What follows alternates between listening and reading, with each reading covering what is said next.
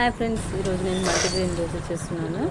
ముందుగా మిక్సీ బౌల్లోకి రాగులు, మంచి శనగలు, కొర్రలు, ఎర్రపప్పు, మినప్పప్పు, కందిపప్పు,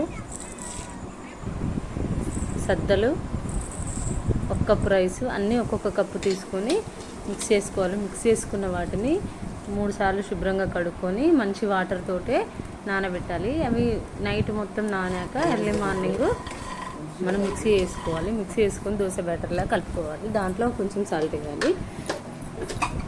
పల్లీలు, చట్నీ కోసం పల్లీలు, పచ్చిమిర్చి వేయించాలి. కొంచెం ఆయిల్ వేసుకుంటే దాంట్లోనే మనము పల్లీలకు పొట్టు తీయాల్సిన అవసరం లేకుండా ఉంటుంది. ఈ టిప్ మీకు తెలిస్తే కామెంట్ చేయండి. అలాగే ప్యాన్ హీట్ అయినాక మనము దోశ బ్యాటర్ని దోశ ఎలా వేసుకోవాలి, దాని మీద ఆనియన్స్ వేసుకొని సన్నగా కట్ చేసుకున్న ఆనియన్స్ వేసుకొని ఆ దోశని అప్లై చేసాక తర్వాత ఆనియన్స్ వేసుకున్న తర్వాత అట్లా కాడుతోటి అట్లా చూపించిన విధంగా అదమాలి. దాన్ని కాలాక 2 వైపులా కాల్చుకోవడానికి అట్లా అదమడంతో అవి బయటికి విడిపోకుండా వస్తాయి. ఆనియన్స్ రాలిపోకుండా ఉంటాయి అన్నమాట.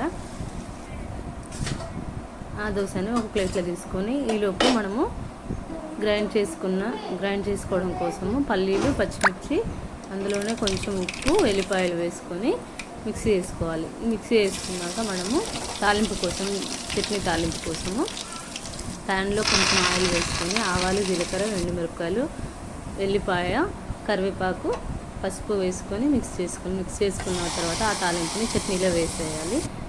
చట్నీ రెడీ అయిపోతుంది. ఈలోపు చేసుకున్న దోశలకు ఈ చట్నీ సర్వ్ చేసుకుంటే చాలా బాగుంటుంది ఫ్రెండ్స్. ఈ వీడియో మీకు నచ్చినట్లయితే లైక్, షేర్